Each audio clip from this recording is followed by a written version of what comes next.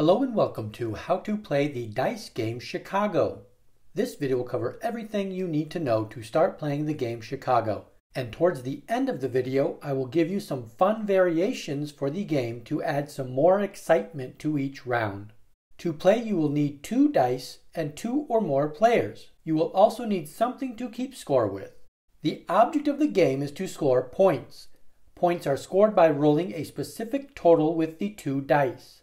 The total needed to roll to score points depends on the round you are in. In round 1, the target roll is 2. Each new round adds 1 more to the target roll, and in round 11, the target roll is 12. Any player can take the first turn. A turn is taken by the player rolling the 2 dice.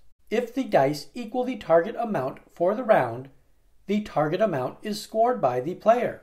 If the roll does not equal the target amount, no points are scored for the round.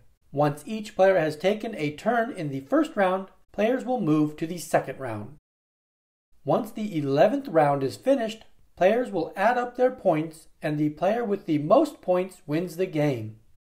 The first variation adds another roll to a turn. After the player's first roll, the player can choose one of the dice to roll again. This gives the player a better chance of scoring. The second variation adds another dice to the game.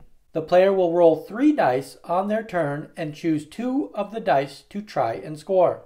The third variation is a combination of the first 2 variations. 3 dice are rolled by the player on a turn. Then the player gets to choose 1 dice to roll again. The player then can use 2 of the dice to score if possible. If you enjoyed learning how to play Chicago and you are curious about other games, our channel is your go-to spot for fun, easy-to-follow tutorials. Check out the collection of videos to find your next favorite game.